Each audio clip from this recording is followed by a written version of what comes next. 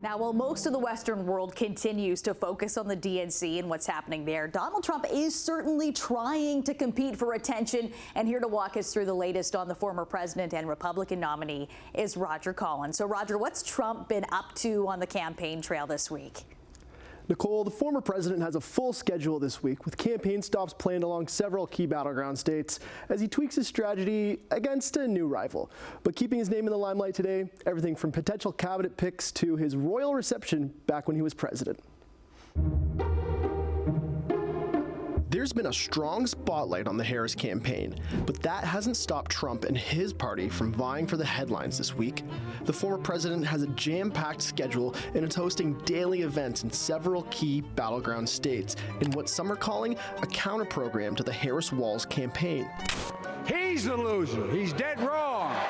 Wasting no time to respond to Biden's opening remarks at the DNC yesterday, Trump took to his very own Truth Social, denouncing Joe and calling it an angry and ranting speech full of lies while highlighting this.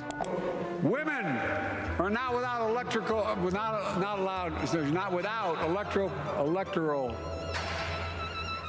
or political power. But the tug of war hasn't stopped there. They lied last night about things that nobody's ever seen. The next viral moment from this bout of political ping pong leveraged the richest man in the world after Trump was asked if there was a spot for Musk in a possible future cabinet. Would you consider having Elon Musk have a role in the cabinet, advisory position? I would. He's very smart. Shortly after, Musk responded online saying he's, quote, willing to serve.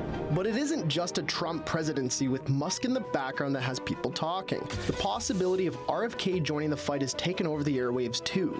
On Tuesday, word broke that the independent candidate was considering ending his campaign. And when asked whether he'd consider an appointment for Kennedy Jr., Trump said, quote, he probably would. Just got a poll that was very good. Got a lot of good polls the last couple of days. It isn't just what-ifs that the Republican nominee is entertaining. His campaign has begun to hammer down on several talking points. America, we're going to stop violent crime. Namely, you got it, crime. If it was up to them, you wouldn't even have the men behind me, people behind me, representatives behind me. You wouldn't have them. They wouldn't have a job.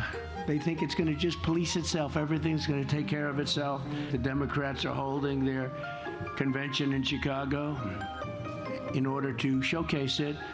And yet, as you know, on 4th of July weekend, 117 people were shot. But now we head across the pond as people woke up shocked to see Queen Elizabeth II trending beyond the grave. It turns out the late Queen truly disliked Trump during his presidential visit overseas. In a biography being written on Elizabeth, the author claims the Queen called Trump, quote, rude. And that statement is circulating online, as well as claims that the late Queen also suggested the billionaire politician must have, quote, some kind of arrangement with his wife, Melania.